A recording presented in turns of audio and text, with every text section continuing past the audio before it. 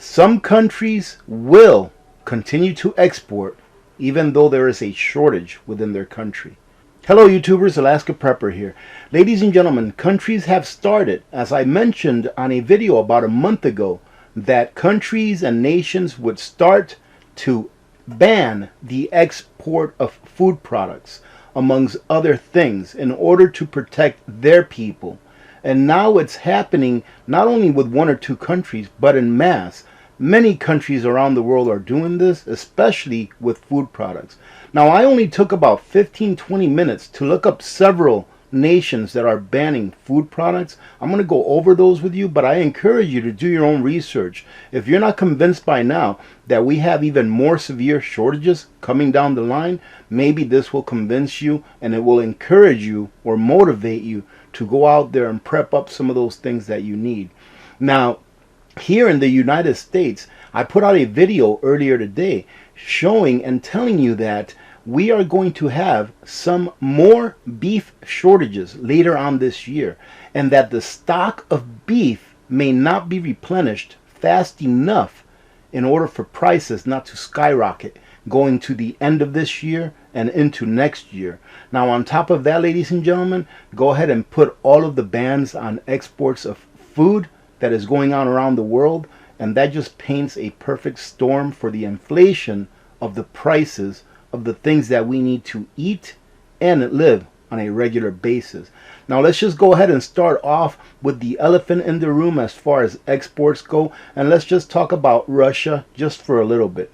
Here it says Russia bans exports of equipment, forestry products through the end of the year. But that's not all. I wanted to show you a quick chart that shows all of the things that Russia actually exports. And of course, we know that the main things that they export that the world is in need of, especially right now, are fuels, oil, coal, energy. They export energy. That's what I want to say. They export energy. But amongst that, they also are one of the biggest exporters, as we know, of wheat. And this article here says, what else does Russia export beyond oil and gas? And this is the chart that I want to show you right here. Their main exports are energy, petroleum oils, crude, petroleum oils refined, petroleum oil gases, coal. And then here we have all of the other things. There's about 200 different things that Russia exports. However, the main things that they export is energy and food right here, ladies and gentlemen. All right, they have things like gold, commodities, but the main thing that they export are energy and food. And guess what? Food is energy, because it takes energy. It takes biofuels, petroleum, oils, crude oil, refined oil, LNG, right? Liquid natural gas, all of that kind of stuff in order for us to be able to produce food.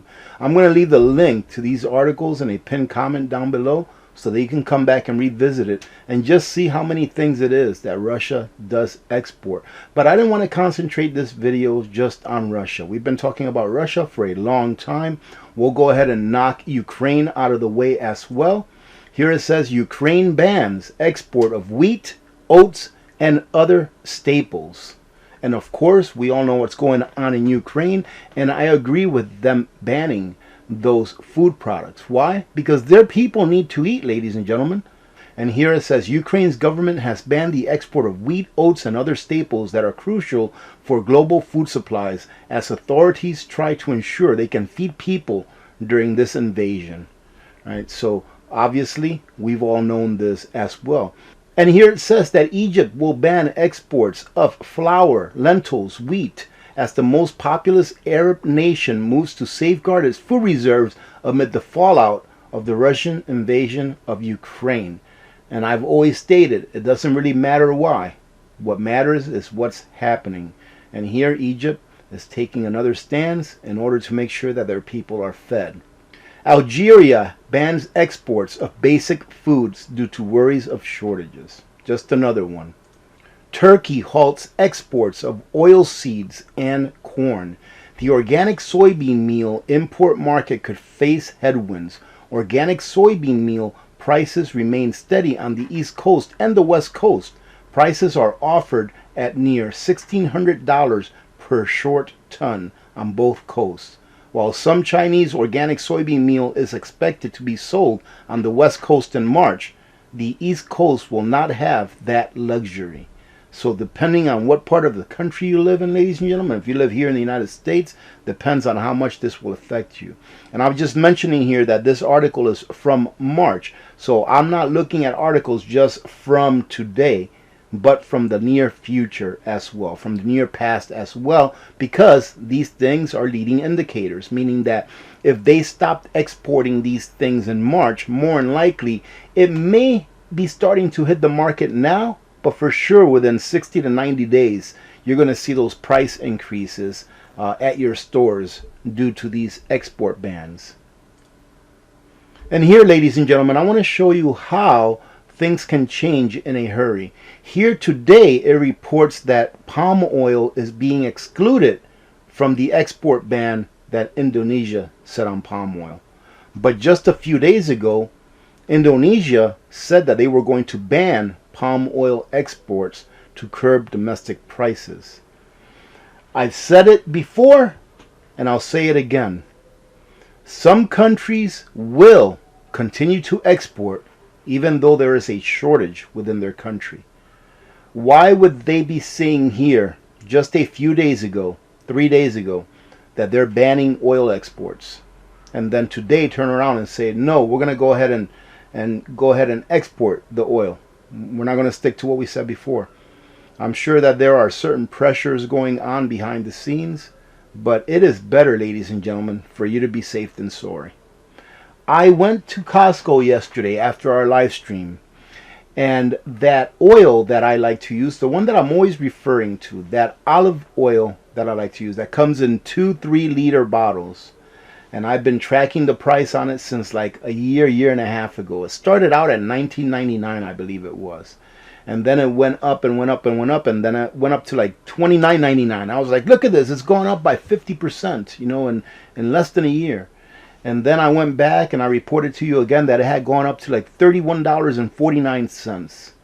Yesterday, ladies and gentlemen, $33.49. That is about a 70% increase from about a year ago or so. So get those things that you need now. Argentina suspends exports of soybean meal and oil. This is some good news, ladies and gentlemen. See, I'm not bringing you just gloom and doom. All right, this is actually great news. It says Brazil's top coffee exporter sees record shipments in 2022.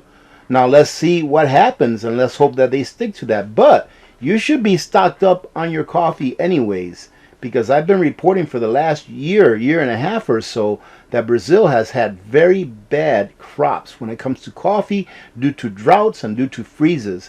This kind of like took me, for surprise a little bit, because now why is it that they're saying they're going to have, record shipments when just a few months back they were saying that they were going to be short, I believe, like 3 million bags of coffee worldwide this year, which is an awful lot of coffee to be short, being that some of their coffee farmers lost their entire crops due to freezes and due to droughts. But we'll see what happens with this. Pretty interesting to see that now they're saying that they're going to have record shipments in this year, 2022. Here, this article says there will be enough wheat, corn, and flour. Serbia raises the ramp for northern Macedonia. So here Serbia is saying that there's going to be plenty of corn, wheat, and flour. This is about a month old, ladies and gentlemen. And here, this was published about 5 days ago. Serbia restricts exports of grains and cooking oil. Things can change. Moral of the story, be prepared, ladies and gentlemen. Kosovo to ban certain food exports amid food security. It is all over the place, ladies and gentlemen. But things can change anytime. So what's the best thing to do? It's to make sure that you're prepared. Make sure that you have everything that you need, ladies and gentlemen, because it's not only this. This is just a few short articles that I pulled up in 15-20 minutes worth of time. Probably pull up an awful lot more, showing an awful lot of other countries that are banning exports of whatever food stuff or stuff that they export outside their borders. Why? Because they're going to be looking out for their people first. Same thing here in the United States. If we know that we're going to need our wheat and corn and whatever else it is that we produce, then we should keep it here in the United States. Same thing with your country. And the problem is that the world has become so intertwined that almost not one country can produce everything it needs for itself. That we've learned to live with those things that other countries produce. But if we cannot produce in excess, then we cannot bring anything in. And then if you are going to have a shortage of something because you need something else, then you have to weigh, you have to weigh the impact of that shortage that you're going to be exporting on the impact of the shortage that you would have because you won't be able to import. So for example, let's say that the United States has already done a deal with China that they're going to be exporting this year. I think it was like 46 million bushels of corn or wheat, one of those two. I forgot. I talked about it in a video here a day or two ago.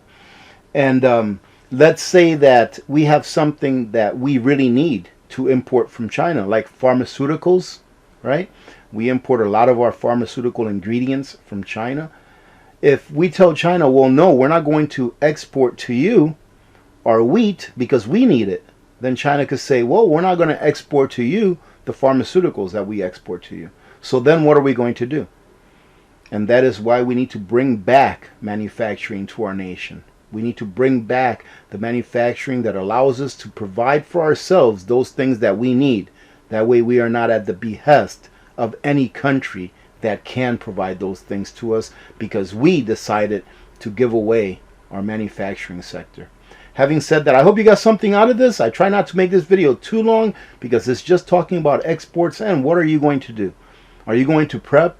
Are you going to go out there and make sure that you have the things that you need in order to avoid shortages at the store and more likely to avoid the masses that will wake up one day?